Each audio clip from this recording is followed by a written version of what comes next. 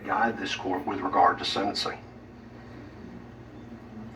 Went back through my notes and other resources to pull some of the quotes that we have in this case. I'll start with Greg McMichael. In my opinion, Greg McMichael very early on in this tried to establish a narrative. He made comments like, Ahmaud Arbery was trapped like a rat. Stop or I'll blow your, and I won't repeat it again, head off. He effectively admitted that he wasn't sure what Ahmaud Arbery had done wrong. Quote, I don't think the guy has actually stolen anything out there, or if he did, it was early in the process. But he keeps going back over and over again into this damn house. Again, back to the narrative. Told Travis, you have no choice. Told another individual at the scene, this guy ain't no shuffler. This guy's an asshole. Commented that he wanted him, Ahmaud Arbery, to know that we weren't playing. If I could have gotten a shot at the guy, I would have shot him. Travis McMichael claims he was in shock. But it's interesting because he talks about his concern for his child and his own well-being. Part of this was while the victim was actually laying there in the street. Commented, this is the worst day of my life. Well, I think it's been touched on here today. There were other individuals that were impacted. I'll look at the video of this incident. When I say the video, I think everybody knows what we're talking about, but there was one part of it that struck me as absolutely chilling. And that is, I believe it's in the enhanced video provided by the GBI. There's a frame where I believe Ahmaud Arbery, it looks to be, if he's 20 yards out, that may be close, 30 yards out. And it's the frame of Travis McMichael lifting the shotgun to fire at Ahmaud Arbery. And you watch that with context. I want to say context after hearing the evidence in this case. Again, thinking about a young man that had been running at that point for almost 5 minutes. And it is a truly disturbing scene.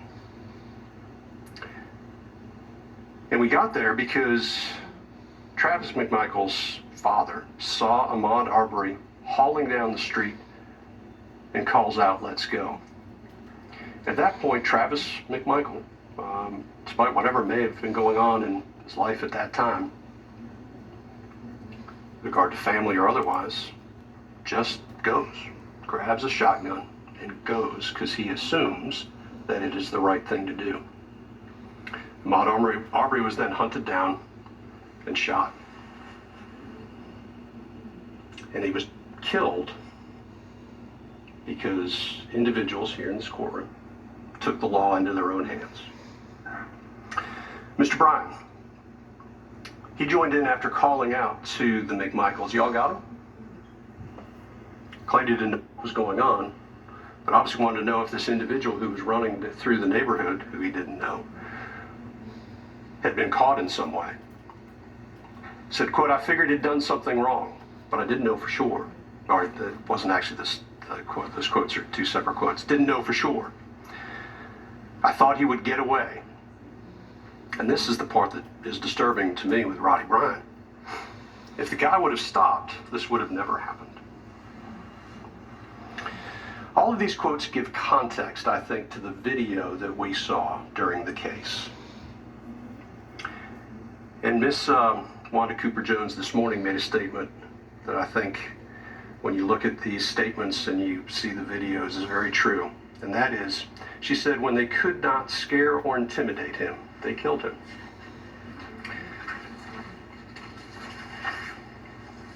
There's been discussion about remorse. And I agree with counsel that it is dangerous for defendants who have multiple prosecutions against them to make statements of remorse.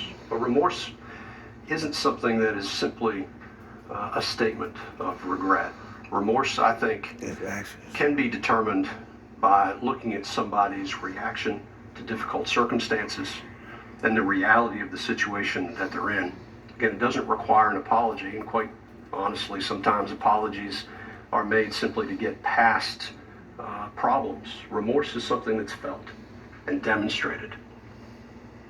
In this case, getting back to the video, again, after Ahmaud Arbery fell, the McMichaels turned their backs. It's, again, a disturbing image, and they walked away. This was a killing. It was callous, and it occurred, as far as the court is concerned, based upon the evidence, because confrontation was being sought. I think the statement was made during closing arguments. It's interesting to note that the most violent crime in Satilla Shores was the murder of Ahmaud Arbery. So, sentencing does not generally provide closure. I think Ms. Wanda Cooper-Jones also talked about closure, but I don't find that it really does. And I think that's an unfortunate thing. Because in this case, I think many people are seeking closure. The mother, the father, the community, and maybe even parts of the nation. But closure is hard to define and is a granular concept. It's seen differently by all depending on their perspective and the prism of your lives. Instead of closure, maybe we'd best see today's proceeding as an exercise in accountability. We are all accountable for our own actions. Sometimes, in today's day and age, that statement is lost upon many. And today, the defendants are being held accountable for their actions here in Superior Court. Today demonstrates that everybody is accountable to the rule of law. Taking the law into your own hands is a dangerous endeavor. I'm not sure how this comes across. I'll say it anyway. I think ultimately, with regard to the murder of Ahmaud Arbery, it holds us all accountable. I've read somewhere, and I don't remember where it was, that at a minimum, Ahmaud Arbery's death should force us to consider expanding our definition of what a neighbor may be and how we treat them. I argue that maybe a neighbor is more than the people who just own property around your house. I also believe that in assuming the worst in others, we show our worst character. Assuming the best in others is always the best course of action. And maybe those are the grand lessons from this case. I will let others spend as much time as they want writing about it and talking about it. But those are my general thoughts with regard to this case and sentencing. That said, with regard to the sentence in this case, as to Travis McMichael, Mr. McMichael, the court sentences you as follows. Count 1, malice murder, life without the possibility of parole. Count 2, felony murder, is vacated by operation of law. Count 3, felony murder, vacated by operation of law. Count 4, felony murder, vacated by operation of law. Count 5, felony murder, vacated by operation of law. Count 6, aggravated assault, merges into count 1. Count 7, aggravated assault. The court sentences the defendant to 20 years consecutive to count 1. Count 8, false imprisonment, merges into count 1. Count 9, attempted false imprisonment, 5 years concurrent to count 7. That is life plus 20. Greg McMichael, the court sentences you as follows. Count 1, malice murder, defendant was found not guilty. Count 2, felony murder, life without the possibility of parole. Count 3, felony murder, vacated. When I say vacated, it's vacated by operation of law in all cases. I'm not going to repeat it. Count 4, vacated. Count 5, vacated. Count 6 merges into count 2. Count 7, aggravated assault, 20 years consecutive to count 2. Count 8, 10 years concurrent to count 7. Count 9, 5 years concurrent to count 7. That is life plus 20 years. Roddy Bryan, I do want to separate a little bit because the state is making a different recommendation. And despite the back and forth that Mr. Goff and I had during this case, I do want to point out a couple things that he raised that I think are appropriate to raise with regard to the sentence. As far as the remorse, I think Roddy Bryan stands in very different shoes. It is obvious from the beginning that he questioned the tragedy that had occurred at the scene and was on, I believe, I can't remember whose body cam, but the body cam, in fact, questioning whether or not what had occurred, and then took steps early on in this process, I think, that demonstrated that he had grave concerns that what had occurred should not have occurred. And I think that does make Mr. Bryan's situation a little bit different. However, Mr. Bryan has been convicted of felony murder, and I do not believe it can be disputed based on the facts of this case that the verdict was an appropriate verdict based upon the evidence presented, at least. And when I say appropriate, what I mean is legal. Because I believe there's been some discussion about some differences between Mr. Bryan and the McMichaels. There may be some differences, but it does not change the fact that was it not for the fact that Mr. Bryan used his vehicle in a way to impede Mr. Arbery's escape flight course of travel, this may not have ever occurred, and that is sufficient for felony murder. He did cooperate with law enforcement. I will point out Mr. Goff 1710-1B. There's actually a case out of Chatham County that says it would not apply under the circumstances of this case. So the court, recognizing that Mr. Bryan's position is different, again, Mr. Bryan was found not guilty on count 1 and count 2. The court sentences Mr. Bryan to life with the possibility of parole on count 3. Count 4 is vacated. Count 5 is vacated. Count 6, the defendant was found not guilty. Count 7 merges into count 3. The defendant is sentenced to 10 years consecutive to count 3 on count 8, and 5 years concurrent with count 8. Both of those counts, though, will be suspended sentences, which gives Mr. Bryan a life with the possibility of parole sentence. Those are the sentences. The court having pronounced sentence, first with regard to Travis McMichael. Mr. McMichael, you are hereby notified that under the law of Georgia, you are entitled to appeal the guilty verdict of the jury, and if you decide to do so, you must file your appeal within 30 days of this date. You are also informed that you have the right to retain a lawyer of your own choice to represent you on your post-trial motions and appeals to the appropriate appellate court of Georgia. If you cannot afford a lawyer, the court will appoint one for you. You are entitled to and will be given a transcript of all pretrial, trial, and post-trial matters without cost to you if you cannot afford a transcript. You may file a motion for a new trial, or you may appeal your case directly to the appropriate appellate court of Georgia for review. You are also advised that the statute of limitations for habeas corpus in this state is 4 years in the case of felonies and 1 year in the case of misdemeanors. The statute begins to run from the date the conviction becomes final.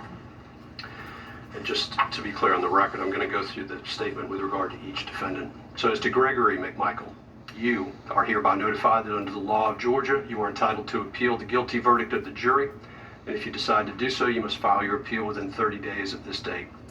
You are also informed that you have the right to retain a lawyer of your own choice to represent you on your post-trial motions and appeals to the appropriate appellate court of Georgia.